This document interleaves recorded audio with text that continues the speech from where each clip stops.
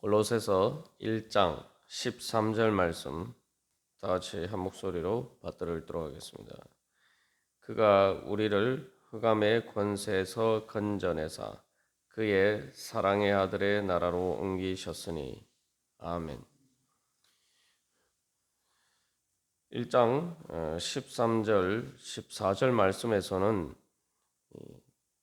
우리가 하나님 아버지께 감사할 수 있는 이유에 대해서 설명할 뿐만 아니라 지금까지 사도 바울이 골로새 교인들을 위해서 감사하고 또한 그들을 위해서 중보 기도한 그 모든 기도의 근거가 어디에 있느냐가에 대해서 이야기를 하고 있습니다. 다시 말하면 하나님 아버지께서 바로 어떤 구원을 주셨기에 바로 우리가 그렇게 주님 앞에 기도하면서 하나님을 아버지라고 부르면서 바로 성도의 기업의 부분을 얻기에 합당한 그런 자격과 능력을 갖게 되었는지 그것에 대해서 사도 바울은 이야기를 하고 있습니다.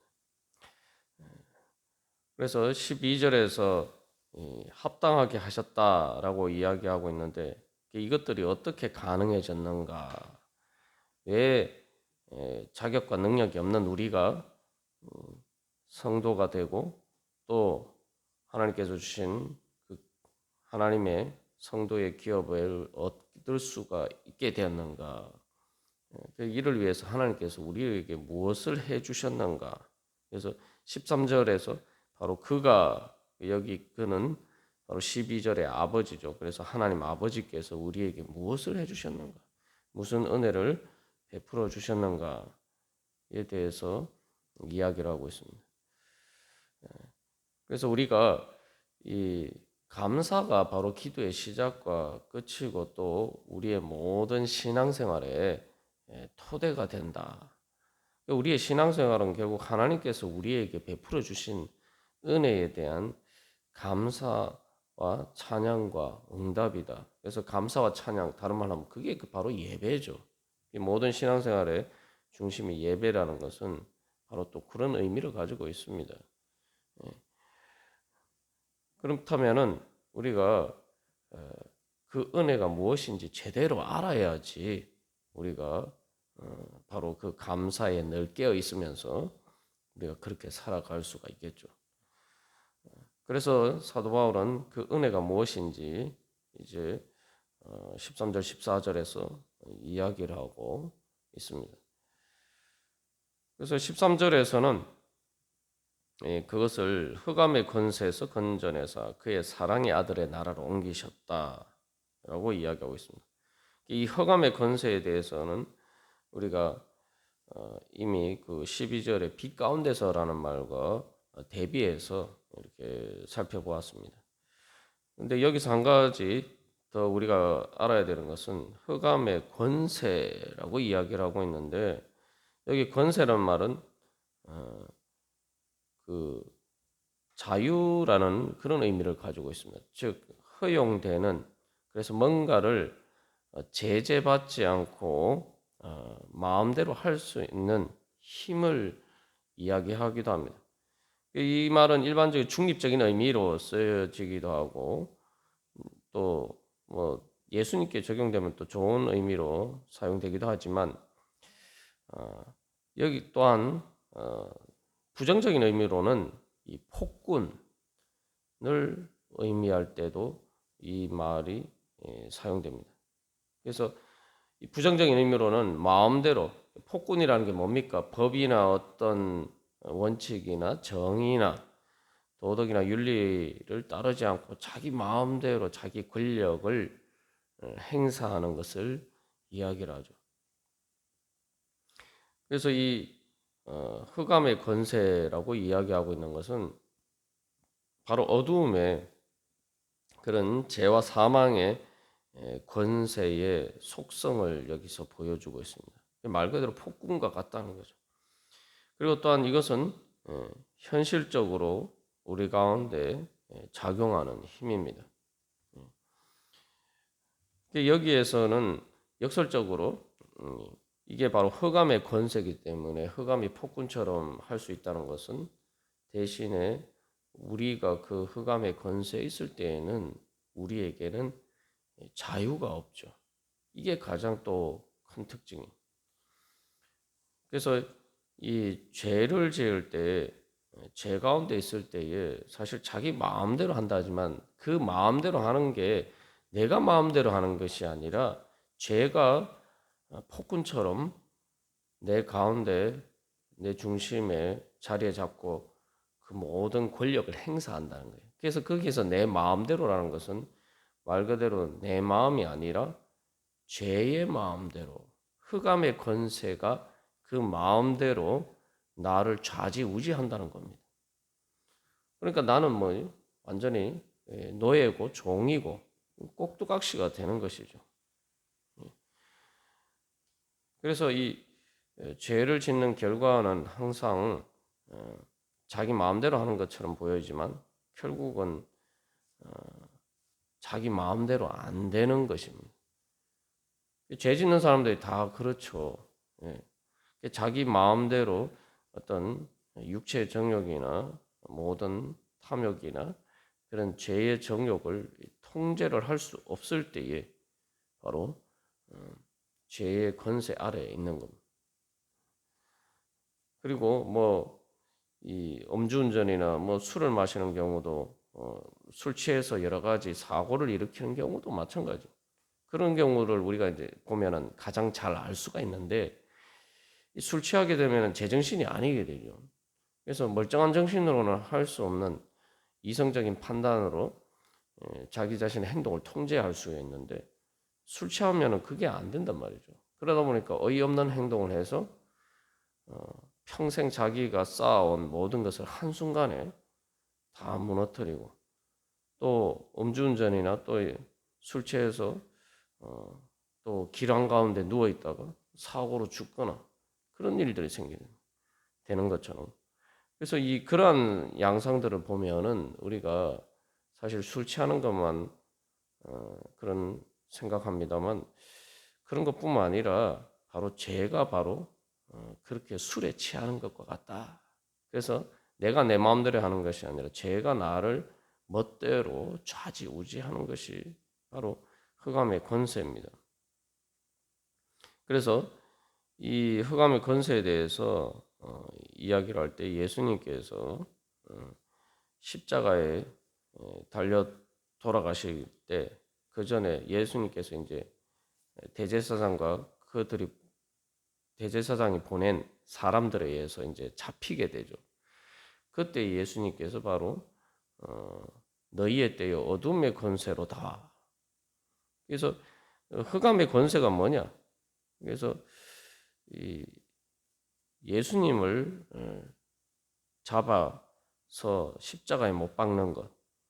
그래서 내 안에서 예수님의 권세가 하나님의 그 은혜와 사랑을 베푸시는 그 권세가 작용하지 못하도록 방해하는 것이 바로 이 흑암의 권세입니다. 그래서 우리가 하나님께서 우리를 흑암의 권세에서 건져내어 주셨다라고 할 때에 그렇게 하나님께서 나를 건져내 주셨는데 내 안에 내가 아직도 마치 흑암의 권세 아래 있는 것처럼 그렇게 살아가고 있지 않는가? 우리가 몇 가지 징후들을 우리가 살펴봐야 됩니다. 그래서 이 첫 번째가 그래서 우리가 살펴본 것처럼 내 마음대로 하는 자유, 즉 하나님의 말씀에 따라서 나를 통제하지 못하고 내 마음의 육체의 정욕과 죄의 정욕에 따라서 좌지우지될 때, 이게 아직도 이게 이런 것들이 바로 흑암의 권세구나. 또 내 안에서 예수님께서 성령님을 통해서 역사하시는 것을 방해하고 가로막는 장애물이 바로 또 흑암의 권세, 어둠의 권세입니다. 그래서 아주 단순하게 예를 들면은 하나님께 은혜 받는 자리로 나아가는 것을 방해하는 모든 것들이 사실은 그게 흑암의 권세예요. 제 자신도 이렇게 보면은 뭐 예수를 믿기 전뿐만 아니라 또 하나님의 은혜를 체험하고도 계속 이런 이 흑암의 권세가 작용하는 것을 볼 수가 있습니다. 우리가 이 땅에 살기 때문에 그러한 영향력들을 피할 수가 없습니다만, 그러나 이제 예수를 믿으면 거기에서 우리가 건짐을 받았기 때문에 내가 그 안에서 내가 내 마음대로 할 수 없는 게 아니란 말이죠. 다시 말하면은 우리가 이 흑암의 권세에서 건져내셨다라고 할 때에 우리가 한 가지 기억해야 할 것은 내가 이미 그 권세에서 건짐을 받았기 때문에 내가 내 마음대로 할 수 없다. 우리가 계속 이 말씀을 통해서 12절 말씀도 그렇고 앞에서 우리가 나눈 것처럼 하나님께서 이미 우리에게 구원의 은혜를 베풀어 주셨기 때문에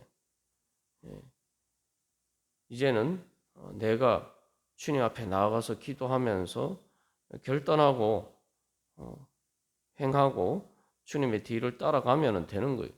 근데 내가 그렇게 하려고 하는데 안 된다. 나에게는 자격과 능력이 없다. 우리가 이렇게 생각하면은 나는 아직도 흑암의 권세 아래에 있다. 이렇게 생각하는 거죠. 그러면 그건 하나님의 은혜를 무시하는 거죠. 그래서 이 하나님의 구원의 은혜를 경험하기 전에는 과 후가 어떻게 다르냐? 흑암의 권세에 있는 것과 그 흑암의 권세에서 건져냄을 받은 것이 어떤 차이가 있느냐? 바로 그런 차이죠. 다시 말하면은 내가 흑암의 권세 아래 있을 때는 내가 주님의 선한 것을 따라서 가려고 해도 내 마음이 내 마음대로 안 돼요. 그러니까 여기서 중요한 것은 내가 그렇게 하려고 시도를 해도 이게 안 된단 말이죠. 그러나 흑암의 권세에서 건져내서 거기서 자유함을 얻게 되었을 때는 이제 내가 시도하면 시도하는 대로 돼요. 왜냐하면 하나님께서 나에게 자격과 능력을 주셨기 때문에. 그래서 흑암의 권세 아래 있을 때는 마치 노예가 되어서 죄수들이 쇠사슬에 꽁꽁 묶여 있는 것처럼 그래서 마음대로 움직이지 못하지만 이제 흑암의 권세에서 해방되었으면 내가 그렇게 하려고 시도하면은 처음에는 이렇게 금방 되지 않는다 하더라도 우리가 믿음으로 그렇게 나아가면 그렇게 할 수 있게 된단 말이에요. 근데 우리가 나는 그런 능력이 안 된다. 나는 자격이 안 된다. 그렇기 때문에 나는 할 수 없다라고 하고 하면서 시도 자체를 하지 않는 것은 내가 흑암의 권세 아래에 있음을 내 스스로 시인하고 그 안에 머무르는 그런 어리석은 자리에 있는 겁니다. 내가 가지 않는 것인데 내가 마치 그 권세에 사로잡힌 것처럼 우리가 그런 식으로 착각하면 안 된다는 거죠. 그래서 이 흑암의 권세 건져내셨다라고 이야기하는데 이스라엘 백성들이 보면 그렇죠. 이스라엘 백성들이 애굽에 있을 때는 바로의 종으로 있을 때는 자기들이 탈출하려고 해도 출애굽하려고 해도 할 수가 없었단 말이죠. 그러나 홍해를 건너고 난 다음에는 더 이상 그 바로의 권세가 그들에게 미치지 못합니다. 이제 광야에 들어가고서 남부터는 그들이 하나님께 순종하고 믿음으로 가면은 얼마든지 그 광야를 거쳐서 가나안 땅에 들어갈 수 있어요. 그래서 성도의 기업의 부분을 얻을 수 있단 말이죠. 아무도 방해하는 사람이 없어요. 그런데 이 이스라엘 백성들은 가데스 바네아에서 바로 그 가나안에 들어가려고 할 때에 그들 가나안의 거인 족속들을 보고 두려워서 애굽으로 바로에게로 돌아가려고 합니다. 그게 무엇을 보여주냐 하면은 바로 이미 그들은 바로의 권세에서 해방이 되었는데, 그래서 믿음으로 나아가면은 그 가나안 땅을 얻을 수가 있는데, 그렇게 나아갈 수 있는, 그렇게 할 수 있는, 가나안 땅을 얻을 수 있는 능력이 없다. 이렇게 하나님께서 주신 그 구원의 은혜와 그 자격과 능력을 불신하기 때문에 그들은 다시 바로의 권세로 돌아가려고 하는 겁니다. 우리가 하나님께서 그래서 이 말씀, 우리를 흑암의 권세에서 건져내셨다. 당연히 믿는 것 같지만 이렇게 정말 믿는다면은 우리가 더 이상 흑암의 권세에 따라서 살면 안 된다는 거예요. 내가 예전에는 어쩔 수 없었지만 이제는 주님께서 나를 건져내 주셨는데 어쩔 수 없는 것처럼 핑계를 대면 안 된다는 거죠. 결국 그러면은 아무도 바로가 이스라엘 백성들의 발목을 잡지도 않았는데 그들 스스로가 바로에게 돌아가려고 하는 그런 이스라엘 백성들의 모습이 바로 흑암의 권세에서 건짐을 받았음에도 불구하고 여전히 그 가운데 있는 우리들의 모습인 것입니다. 그렇기 때문에 우리가 이 말씀 잘 안다 이렇게 생각할지 모르지만 정말 내가 이렇게 믿고 있느냐? 그렇게 믿음으로 내가 살아가고 있느냐? 그래서 그렇게 믿는다면은 바로 여호수아와 갈렙처럼 담대하게 믿음으로 주님의 뒤를 따라갈 것이고, 우리가 계속 나누는 것처럼 DNA 예를 들어서 나누는 것처럼 하나님께서 나에게 자격과 능력을 주셨기 때문에 이제 더 이상 사탄의 권세는, 흑암의 권세는 나를 주장할 수가 없다. 그렇게 당당하게 믿고 내가 기도하고 그렇게 예수 그리스도를 닮아가고 또 하나님 나라를 향해서 나아가야 되는 것입니다. 그래서 이미 주님께서 그 권세에서 우리를 해방시켜 주셨기 때문에 더 이상 그 사탄의 악한 권세가 우리에게 힘을 미칠 수가 없다. 우리가 그 믿음으로 오늘도 주님 앞에 나가기를 간절히 소망합니다. 내가 아직도 그 권세 아래에 있다고 생각하는 것은 바로 내가 아직도 그것을 믿지 못하기 때문이다. 우리가 오늘도 그런 믿음으로 나아갈 때 하나님께서 우리를 말 그대로 그의 사랑의 아들의 나라 예수 그리스도에게서 우리를 주장하시는 그 은혜의 가운데 살아가기를 간절히 소망합니다. 다 같이 기도드리시겠습니다.